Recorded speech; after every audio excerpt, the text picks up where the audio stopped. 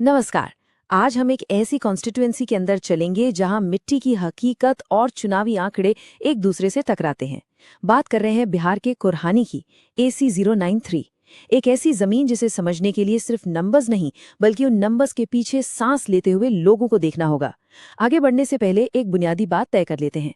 एक मजबूत लोकतंत्र का सबसे बड़ा आधार होती है नागरिक की गरिमा। एक जिम्मेदार अडल्ट टू अडल्ट जनसंवाद जो संवैधानिक मूल्यों पर खड़ा हो। यहाँ हम किसी व्यक्ति पर हमला नहीं करेंगे, बल्कि सिस्टम और पूरे डेटा का डाइसेक्शन करेंगे। तो चलिए कुरहानी के जमीनी सच को डिकोड करते हैं।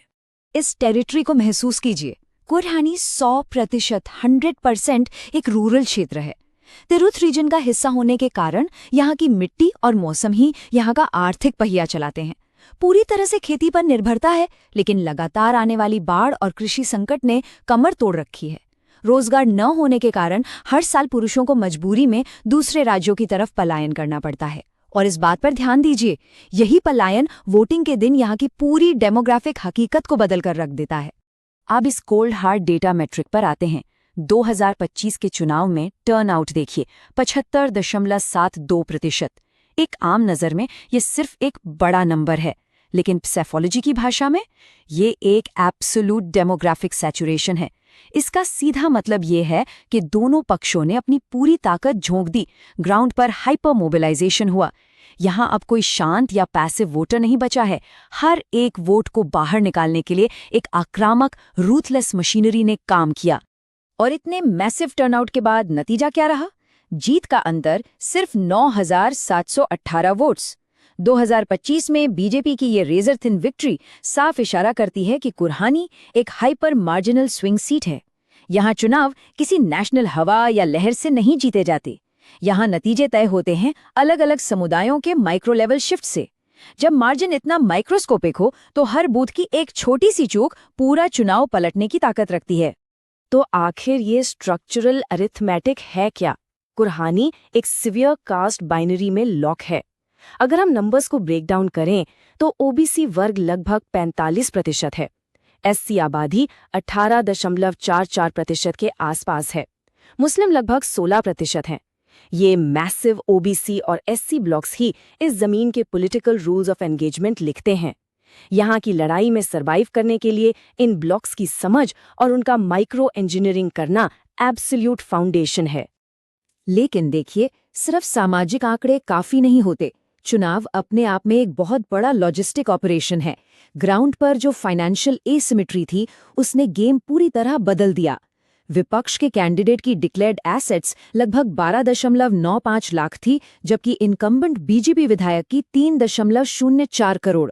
ये 23 गुना बड़ा अंतर है। जब इतना बड़ा रिसोर्स डेफिसिट हो तो ग्राउंड पर व्हीकल्स, मटेरियल और मैनपावर मूव करना लगभग नामुमकिन हो जाता है। एक कंप्लीट ऑपरेशनल पैरालिसिस आ जाता है। इसलिए हार को किसी एक व्यक्ति की कमजोरी नहीं, बल्कि स्ट्रैटेजी का स्ट्रक्चरल फेलियर मानना चाहिए। 2025 में ऑपोजिशन की स्ट्रैटेजी में कुछ क्लियर एनाटॉमिकल फ्लॉज थे। पहला, एक 45% ओबीसी डोमिनेंट सीट पर एससी कैंडिडेट को उतारना, यह सीधा डेमोग्राफिक मिसमैच था। दूसरा, कैंडिडेट का कुरहानी के लोकल एग्रेरियन नेटवर्क में जीरो रूटेडनेस होना। तीसरा, अपने ग्राउंड ऑपरेशंस को पूरी तरह से अलायंस पार्टनर्स को आउटसोर्स कर देना। और सबसे बड़ा फ्लॉ, एक सुपीरियर डिजिटल व्हाट्सएप मशीनरी के सामने एक थका हुआ एनालॉग कैंपेन चलाना। अगर पिछले 3 चुनावों के पैटर्न मेमोरी को ट्रेस करें तो तस्वीर और साफ होती है। 2015 और 25 में बीजेपी ने अपना एक स्ट्रॉन्ग बेसलाइन मेंटेन किया, लेकिन 2020 पर नजर डालिए, आरजेडी ने सिर्फ 712 वोट से जीत दर्ज की थी। ये एक्सट्रीम वॉलेटिलिटी दिखाती है कि कुरहानी में एक परमानेंट एज किसी के पास नहीं है। जब भी थर्ड पार्टी स्पॉयलर्स आते हैं, वो माइक्रो मार्जिन से नतीजे बदल देते हैं। ये सीट हमेशा रेजर एज पर रहती है। चलिए अब थोड़ा ठहरते हैं, राजनीति से आगे बढ़कर इस मिट्टी के दर्द को महसूस करते हैं। एक ऐसी सच्चाई जो किसी को भी झकझोर सकती है। बीमारू कुरहानी की हकीकत। यहाँ 69.4% बच्चे अनीमिक हैं, खून की कमी है। 65.7% महिलाएं अनीमिया से जूझ रही हैं। ये सिर्फ स्टेटिस्टिक्स नहीं है, ये पूरे पब्लिक हेल्थ और स्टेट गवर्नेंस का एक मैसिव सिस्टेमिक फेलियर है। एक अंडर नरिश्ड आबादी, यही असली पॉलिटिकल बैटल ग्राउंड होना चाहिए था, जहां ऑपोजिशन कंप्लीटली नाकाम रहा। ग्रामीण वोटर्स की रोजमर्रा की जिंदगी इन्हीं फ्रिक्शन पॉइंट्स के आसपास घूमती है। पूरे मुजफ्फरपुर में लगभग 2,79,824 स्टंटेड या एनीमिक बच्चे हैं। लोकल लेवल पर MGNREGA और फ्लड रिलीफ में घबला एक आम शिकायत है।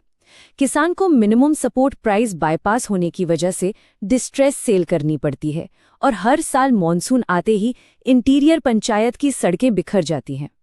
विपक्ष इन रियल लिव्ड रियलिटीज को एक मजबूत नैरेटिव में तब्दील करने में फेल हो गया। तो आगे का रास्ता आखिर है क्या? अगर 2023 का चुनाव जीतना है तो पैसिव अप्रोच को कंप्लीटली डिस्ट्रॉय करना होगा। एक 4 फेज लैडर चाहिए, एक ऑटोनमस लीथल इलेक्टोरल मशीन बनाने के लिए। स्टेप 1 माइक्रो कैडरे ऑडिट और डेमोग्राफिक रीअलाइनमेंट। स्टेप 2 नए सिरे से नैरेटिव सेट करना और asymmetric warfare. Step 3 ground level पर कनेटिक एक्टिवेशन और स्टेप 4 पोलिंग डे पर मैक्सिमम वेलोसिटी के साथ वोट एक्सट्रैक्शन। फेज 1 और 2 पर डिटेल में बात करते हैं। इस स्ट्रक्चरल ओवरहॉल में एक पुराने धर्रे के नेता की जगह एक आक्रामक हाई वेलोसिटी कुशवाहा या मल्लाह लीडर को आगे करना होगा, जो इन डेमोग्राफिक से मैच करें। कैंपेन को मैक्रो पॉलिटिक्स से निकालकर प्योरली हाइपर लोकल और वर्नैक्युलर बनाना होगा। भज्जिका और भोजपुरी में डिजिटल कैंपेन चलेगा, जिसका पूरा फोकस इस बीमारू कुरहानी नैरेटिव पर होगा। लोकल हेल्थ और करप्शन का मुद्दा सीधे वोटर की भाषा में होना चाहिए।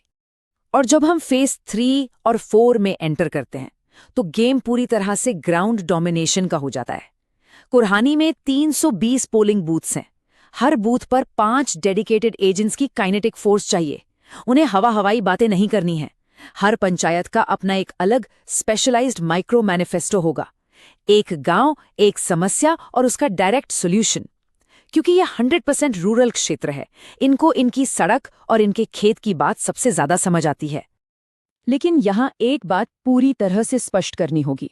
हम डेटा और डिजिटल मोबिलाइजेशन की बात जरूर कर रहे हैं, व्हाट्सएप पॉड्स और यूथ को एक्टिवेट करने की बात कर रहे हैं, पर यह सब कुछ स्ट्रिक्टली संवैधानिक दायरे में होना चाहिए। इंडिया के DPDP फ्रेमवर्क का पूरा पालन अनिवार्य है। वोटर की प्राइवेसी, उसकी निजी जानकारी की सुरक्षा और सबसे बढ़कर उसकी सॉवरेन कंसेंट के बिना कोई ऑपरेशन नहीं चलेगा। ये केवल कानून का डर नहीं है, ये हमारे नागरिकों की गरिमा का असली सम्मान है। अब एक शांत पर गंभीर चेतावनी। अगर आगे चलकर भी वही पुराने तरीके अपनाए गए, बिना किसी किनेटिक कैंपेन को फंड किए और बिना एक फ्रेश ऑपरेशनल स्ट्रक्चर लाए, तो विपक्ष इस क्षेत्र में हमेशा के लिए मार्जिनलाइज हो जाएगा। सिर्फ हॉलो इंफ्रास्ट्रक्चर और पुरानी बातों के सहारे कुरहानी जैसी हाइपर मार्जिनल सीट्स नहीं जीती जा सकती। यहाँ बदलाव लाने के लिए नए तरीकों के साथ जमीन पर उतरना ही होगा। तो आखिरी सवाल ये है कि क्या ये आंकड़े सिर्फ पेपर पर रहेंगे या जमीन पर एक नई शुरुआत होगी? फैसला आपके हाथ में है। If you want to become a people-centric leader and uplift your constituency, get in touch with blueprintstrategies.ai at magar@blueprintstrategies.ai or call 080-4204-1602. Purpose beyond politics.